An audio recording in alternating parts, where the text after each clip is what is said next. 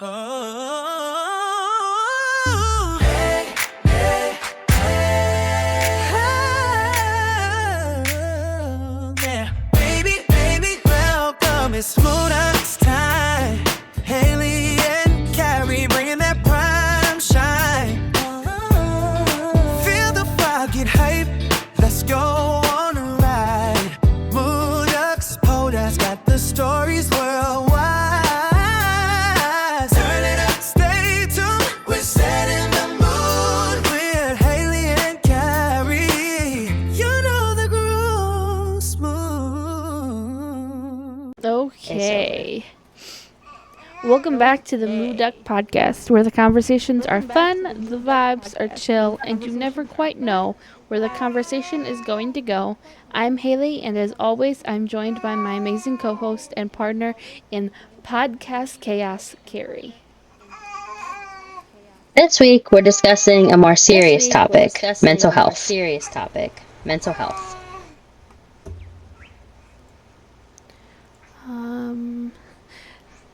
This means something different to everyone, so stay tuned to find out what it means to us. Grab a cozy blanket, settle in, and relax as we get into this very important topic.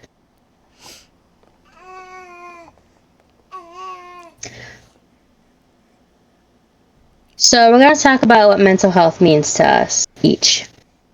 Mental health is a state of emotional, psychological, and social well-being that influences how we think, feel, act, and handle stress.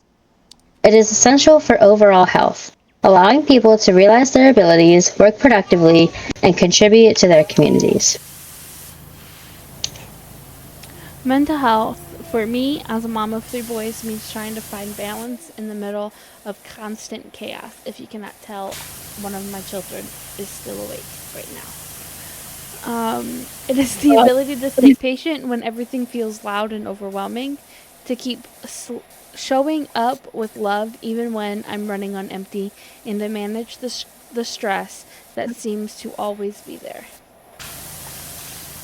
Absolutely, yeah. For me, as a student earning her master's degree in social work, and I'm interning as a therapist, mental health means learning to take breaks when the work gets too overwhelming.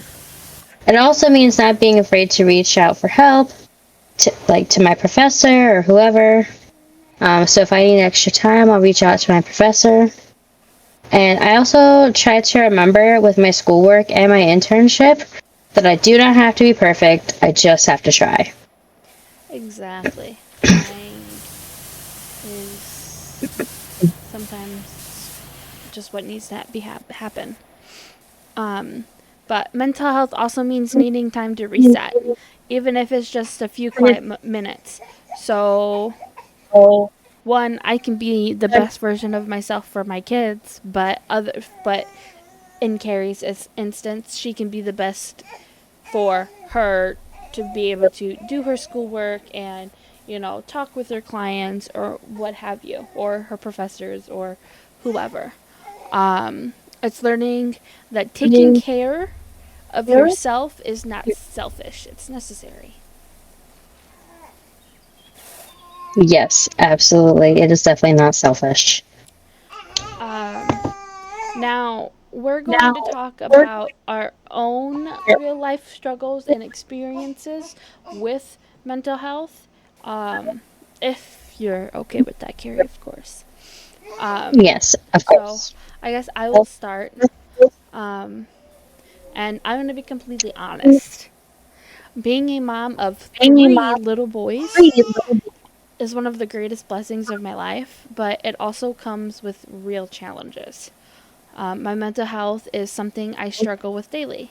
My stress levels are often high. I feel overstimulated more times than I can count, and it's rare that I get a moment to myself to just breathe and reset. And while I wouldn't trade my kids for anything, it's important to acknowledge that this season of life can be overwhelming, and it's okay to admit that. It definitely is, and thank you for being vulnerable and sharing that. So for me, I I've been in and out of therapy since I was 10 years old, for various circumstances that life has thrown my way. Um, and I've been diagnosed with anxiety, seasonal depression, and PTSD. I'm not going to get into details as to why I have those diagnoses, but they are, Have to. yeah, they're part of me. I've been diagnosed by a professional. It's not all of who I am, but it's part of who I am. Oh, I And it took understand, me a, girl. hmm? There you Oh, go. thank I was like, I need to get up there. Um, and it took some time for me to accept these things about me and understand that they don't make me weak or less than, but I've learned that they actually make me strong and resilient. The most important thing I've done for myself is continue to reach out for help every time that I need it. Whether it's talking to a professional, a peer, or a family member. Exactly. And so this is a question. How do you balance everyday struggles? And I will go first with answering. Um, Balancing family life with streaming and content creation can feel overwhelming at times. I do have a set streaming schedule, but at the end of the day, my energy isn't unlimited. If I've spent the day playing with my kids and I'm completely exhausted, I'm going to choose to rest over going live. And I don't feel guilty about that. I always try to be open and honest with my community because real life comes first. Being a mom is my priority, and taking care of myself allows me to show up better for both my family and my streams when I am live. And you should never feel guilty about needing that No, time. And I hope it that took you a never do. while. It took a while to, become comfortable with just choosing to go to sleep instead of streaming. Because there for a little Yeah, bit, I was going live every single day. that's a lot. Yeah, But I'm glad you kind of accepted that. It's important to take that time for yourself.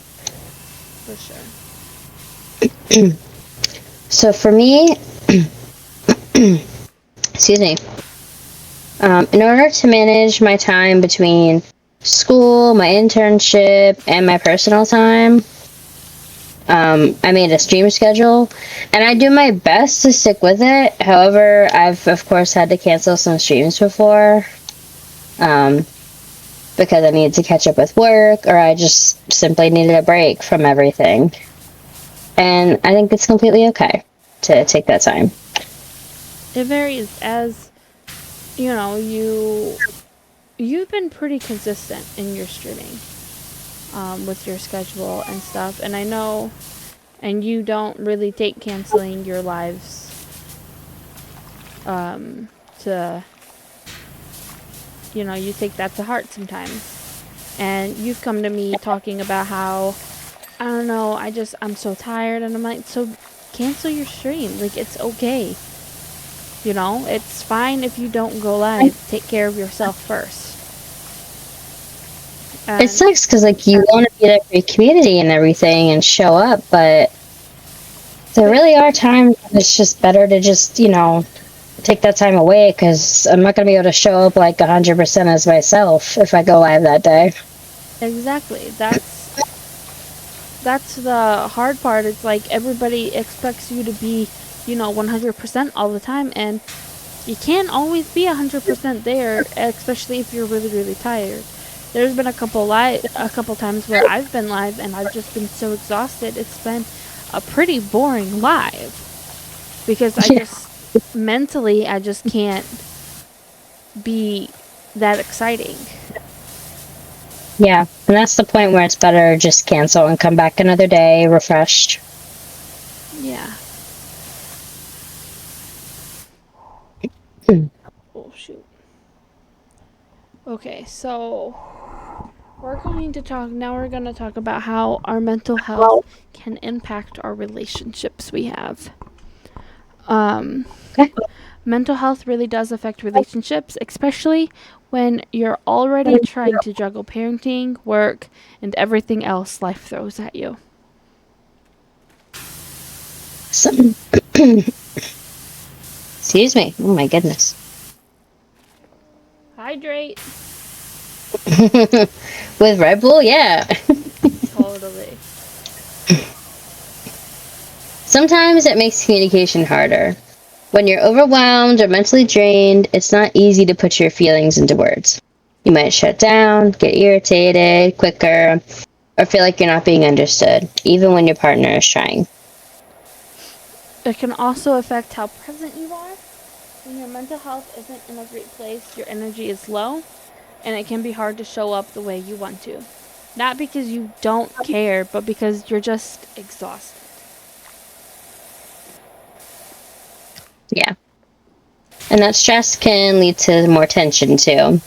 When you're already overstimulated, even small things can feel a lot bigger than they are in the moment, and your patience runs thin. Arguments can happen faster, and not because the issue is huge, but because you're already at your limit and that just takes you over the top. And over time, that can create distance between you and your partner if you don't talk about it. You can start to feel disconnected from each other without realizing how it even happened. So communication is really important.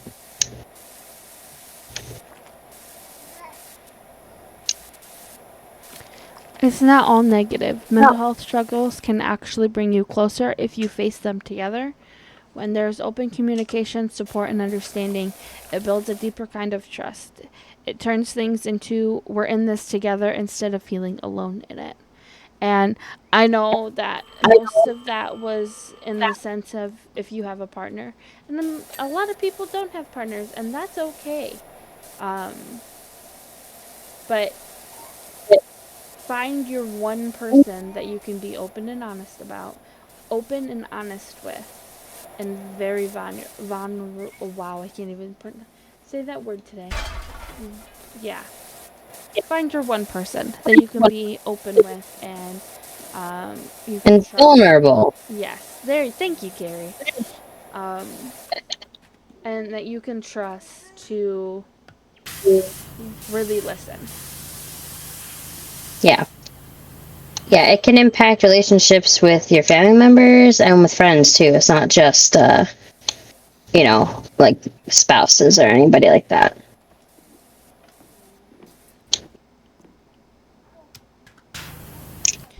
For All sure. right, let's talk about self care, like real self care versus like the more aesthetic sounding self care. The difference between real self care and aesthetic self care is something that a lot of people don't talk about, but it's actually a thing, and there's a pretty big difference. Aesthetic self care is what you usually see online: face masks, bubble baths, candles, skincare routines, cute journals, perfectly organized spaces. It looks relaxing and put together. And don't get me wrong, those things can feel good, but they're often surface level and sometimes more about how it looks than how it actually helps you feel. Yeah. So, real self care is what actually supports your mental, emotional, and physical well being, even when it's not pretty or fun. So, for some people, taking care of themselves that day could just mean the only thing they did that whole day was take a shower because that's what they could handle. Or that could mean that you laid in bed all day, but you called a friend. So that way you were still socializing with someone and remembering that someone cares. Anything you do is better than doing nothing for yourself because baby steps are better than no steps. And more on the note of also what mental health looks like, personal routines. I'll be honest, I don't really have a set routine for my mental health because my days look different all the time. My life with my three boys is so unpredictable.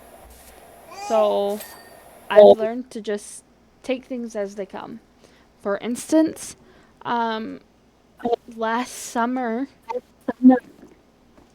my 2-year-old decided he was going to fall off of, well, more so jump off of his bed, and he broke his arm at 2 in the morning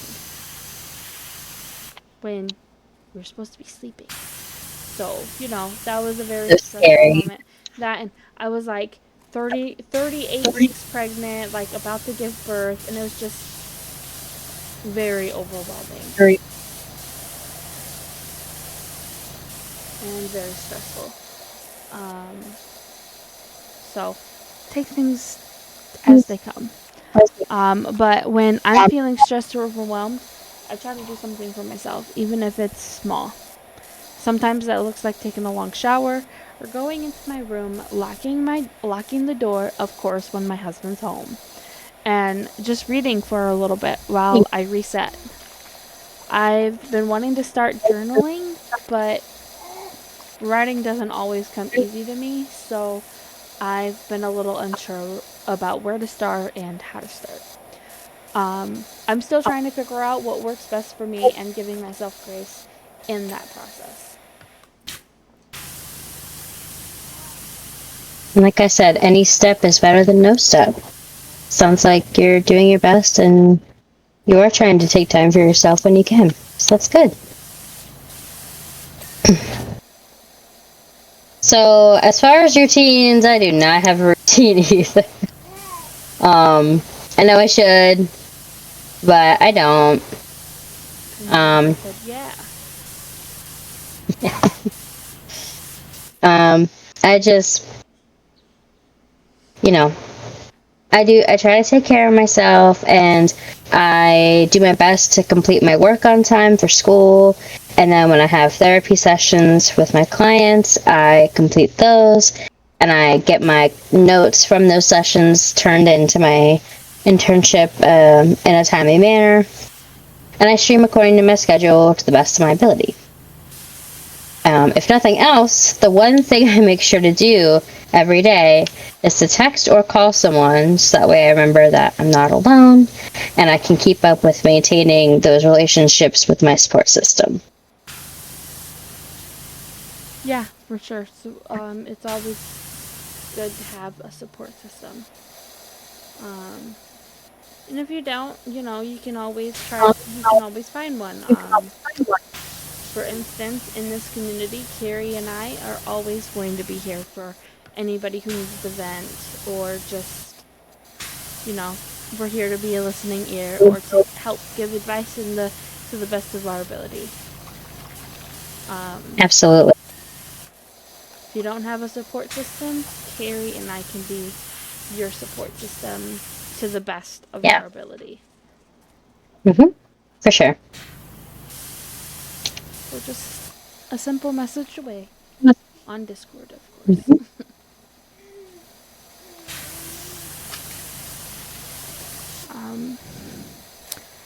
Okay, burnout and knowing when to step back. So, burnout doesn't always or usually hit all at once. Not all the time.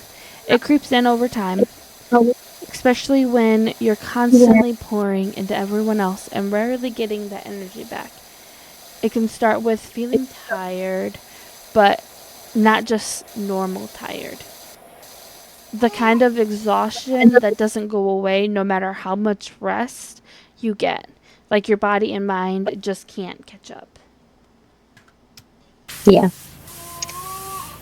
And you might notice that everything starts to feel overwhelming. Even tasks that normally don't feel overwhelming to do, they start feeling like that. The noise, the mess, people needing you all the time, it all builds up, and suddenly even the smallest things feel like too much. That can lead to having a shorter temper than usual, snapping quicker, or just feeling on edge throughout the day. Things you used to enjoy, like streaming, hobbies, or even just talking to people, might start to feel like a chore instead of something you look forward to. Mentally, you may feel foggy, forgetting little things, struggling to focus, or just feeling off in a way it's hard to explain. Yeah. And sometimes burnout makes you just want to pull away completely and isolate. You crave alone time more than usual, or you just feel like you want to be left alone altogether. And emotionally, it's not always sadness. It can make you feel more numb or disconnected, and like you're just kind of going through the motions. So pay attention to those signs, and if you need, reach out for help. And one of the biggest signs, even when you're clearly exhausted, you feel guilty of resting. Like you should be doing more, even when your body is telling you it needs a break. Kind of like when, I was streaming 5 days a week because I never stream. I stream on Sundays now, but I used to not stream on Sundays when I was streaming six days a week. Sundays I took that day off. But when I was streaming 7 days a week, I was just I got to the point where it wasn't fun anymore. I didn't want to do it. I felt like I needed to do it, but I didn't want to do it anymore. And then that's when I realized I need a break. I need to take a step back, kind of reset, and I took 2 weeks off streaming. It wasn't fun anymore, and I just didn't need it. I truly didn't need to go live. I just felt like it was something that I was supposed to do. So I took 2 weeks off, reset my body, reset my mind, and then I went back. And when I came back, I went down to only 5 days a week, and I didn't stream on. I took Sunday, Monday, and Tuesday off, I believe. No. That's good. Yeah, Sunday, Monday, and Tuesday off. So it was like I was back. I was feeling better, and then I got pregnant. And I'm like, okay, well, after I was like I got closer and everything. It was all good, and then I got really close to having a baby. I think at 32 weeks, I said, you know what? I'm gonna take this time. We're gonna maternity leave time. And I didn't come back until my baby was a month old. That was really hard, but I kept my community entertained. I made sure that I supported my community whenever I could. And during that break, we made changes to the community.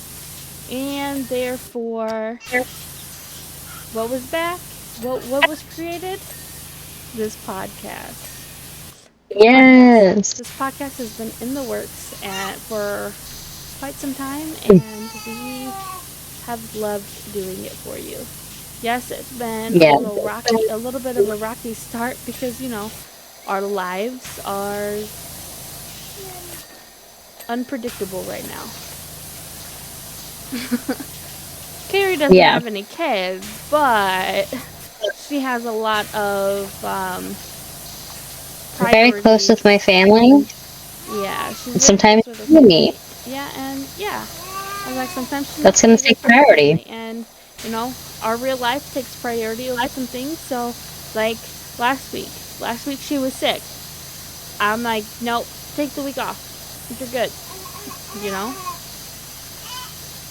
And I appreciated that because I felt so terrible physically. Oh, of course. I was like, oh, you're sick? No problem. Maybe I'll handle the streams, and maybe we'll do like a couple of movie nights or whatever. And I mean, we didn't end up doing that, but we did stick with our movie night, and I did still stream. Yeah. My baby's mad for some reason. Sorry about the crying. That's part of the support system thing too. We are also part of each other's support system. Oh, for sure. Carrie always knows what's going on in my life, and I know what's going on in hers. And that's the point of having this partnership. You could say, in Yeah. this streaming partnership. It's you have to be in contact with people. You have to be each other's support systems, in order for it all to work. Yeah, for sure.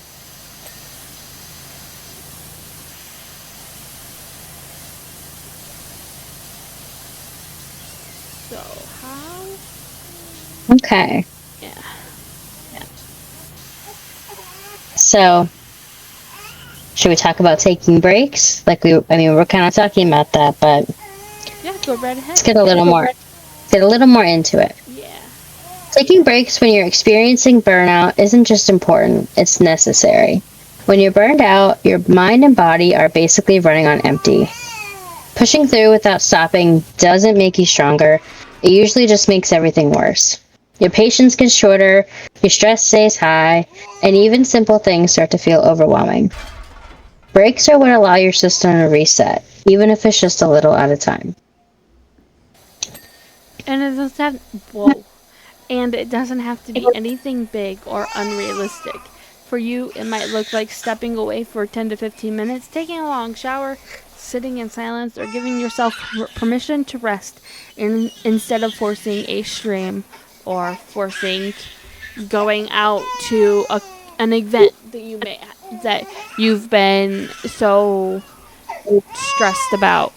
You don't have to go to that. If your stress levels are so high, take a step back, say, maybe I'll stay out of this one for that, this time. Those small moments add up more than you think. Yeah. And the hard part is that burnout is going to try to convince you that you don't have time to take a break or that you haven't earned it yet. But the truth is, the more burned out you are, the more you actually need that pause. Taking breaks doesn't mean you're falling behind. It means you're taking care of yourself so you don't completely run yourself into the ground. And when you do take that time, you come back with a little more patience, a little more clarity, and a little more energy for the people and things that matter most. For sure. And let's talk a little more about that guilt that comes with resting. The guilt that comes with resting is real, and honestly, it can be one of the hardest parts of burnout. Even when your body is tired and you're just so exhausted and completely overwhelmed, there's that voice in the back of your head that's telling you you should be doing something. You're always needing to do something. And you gotta handle it. You gotta handle the kids, house, work, streaming, all of that. And your mind is telling you that choosing to sit down and take a break, and you're just gonna fall behind and you're gonna feel like you're not doing enough.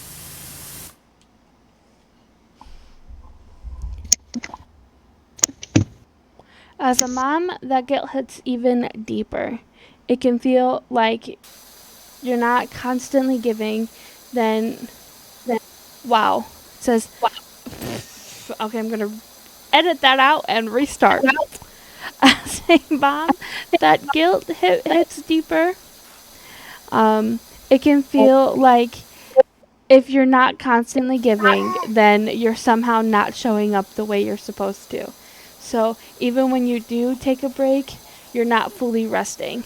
You're thinking about everything you're not doing, but the truth is that guilt doesn't mean you're doing something wrong.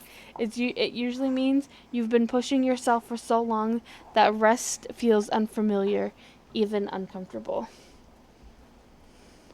True.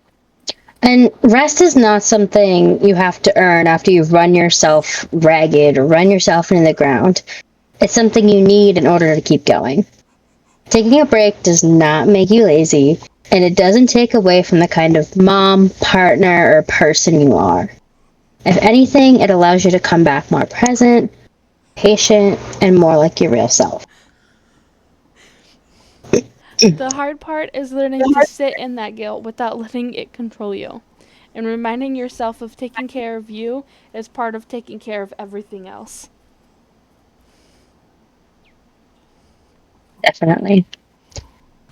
So, I've got some coping strategies that can help with those stressful times, such as breathing exercises, or playing with fidgets. Even I use a fidget sometimes during my therapy sessions because I myself might be anxious. I feel like I have imposter syndrome and I don't always feel like I belong in that position. So, I play with a fidget and helps me calm down. There's a lot of breathing exercises you can do. Like I said, sometimes I do them, like, in for 4, hold for 4, out for 4, hold for 4. It's called box breathing. Holding ice in your hand can help regulate your nervous system if you're having like an anxiety attack. Or eating sour candy can also reset your nervous system and help you calm down. Even something like punching a pillow can help. Um, and touching and naming objects around you to kind of make you feel more grounded and back in the present can help. Or even something as simple as calling someone you trust to talk through. And if you're vulnerable and you're crying or whatever, call that trusted person and just have them sit with you as you work through it. Those are all safe coping mechanisms for dealing with those stressful times. And there's a ton more online. Lots of helpful tips and all sorts. And if you're thinking about reaching out for professional help, psychologytoday.com is a wonderful resource for finding a therapist that works for you and your needs, and you can find one that takes your specific insurance in your area. But if it feels like an emergency situation, please call or text 988. That is the United States National Suicide or Crisis Lifeline. Call or text, and someone can help you with whatever's going on in that emergency situation.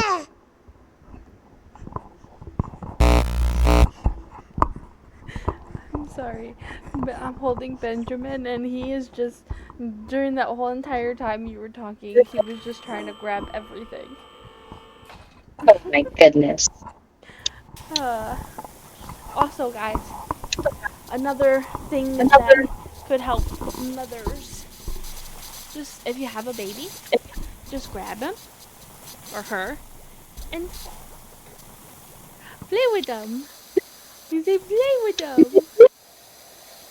Because sometimes just cuddling your baby and loving on them, or even your kids, if you have little ones, I'm sure your 2, 3, 4-year-old still loves cuddles. My 5-year-old still loves cuddles. Oh, That helps. Yeah.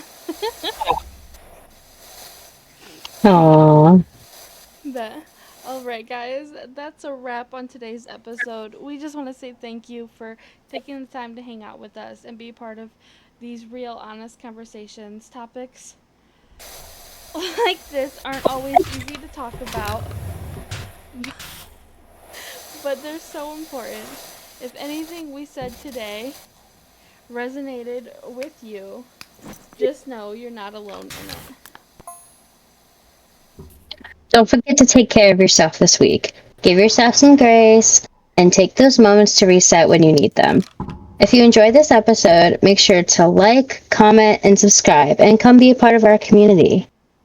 We'd love to hear your thoughts and experiences too. Until next time, keep showing up, keep growing, and always remember, be the sunshine in someone else's day. Bye, guys. Bye, guys.